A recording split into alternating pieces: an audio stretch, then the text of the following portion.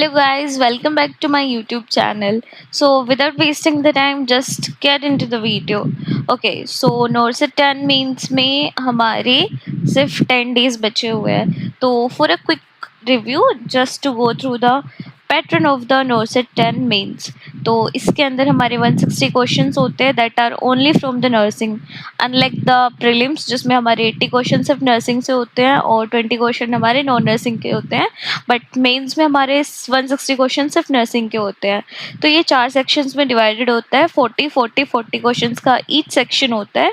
और जैसे हमारे हर एक सेक्शन के लिए टाइम लिमिट सेट होती है इन द प्रीलिम्स, यहाँ पे भी हमारे एक सेक्शन के लिए 45 मिनट्स लिमिट होती है. उसके बाद वो सेक्शन क्लोज हो जाता है. तो इन टोटल हमें 3 आवर्स मिलते हैं टोटल एग्ज़ाम को करने के लिए. नेक्स्ट है हमारी कौन कौन से सब्जेक्ट्स पे हमें मेनली फोकस करना है. तो ऐसा नहीं है कि जितने सब्जेक्ट हमने 4 साल में पढ़े हैं उन चारों पे ही मतलब उन 4 सालों के सब्जेक्ट्स पे ही हमें सब पे फोकस करना है. No, it's not like that. यहाँ पे हमारे कुछ मेन सब्जेक्ट है जो मैंने यहाँ पे लिस्ट डाउन कर दिए हैं. जैसे फंडामेंटल्स ऑफ नर्सिंग हो गया, ओबीजी, mental health nursing, community health nursing, medical surgical nursing. क्योंकि इन वाली सब्जेक्ट्स में से हमने प्रीवियस ईयर में देखा हुआ है कि बहुत सारे क्वेश्चंस जो होते हैं, मेजर जो क्वेश्चंस होते हैं, वो इन्हीं सब्जेक्ट्स में से एम्स जो है वो कवर करता है. बाकी के जो अदर सब्जेक्ट होते हैं उनमें से भी कुछ क्वेश्चंस आते हैं but they are in the less numbers.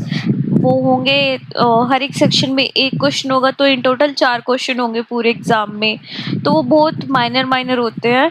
और उसमें भी कुछ फ्यू टॉपिक्स होते हैं हर एक सब्जेक्ट में जो कि ये होता है कि हाँ इसी में से ज़्यादा प्रोबेबिलिटी है कि ये क्वेश्चन आएगा.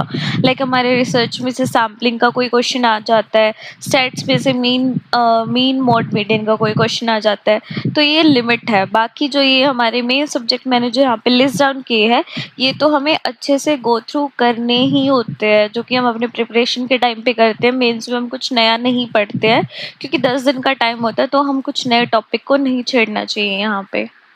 Okay, so these 36 are the most important and repeated topics from the previous mains exams.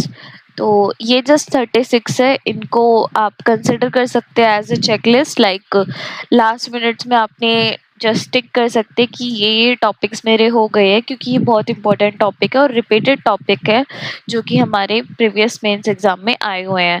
ये जस्ट 36 है. इफ़ यू वांट कि मैं और भी ज़्यादा सॉर्ट करके कुछ टॉपिक्स निकालूं, बताऊं, तो यू कैन जस्ट कमेंट में in the comment box. I will tell you the same.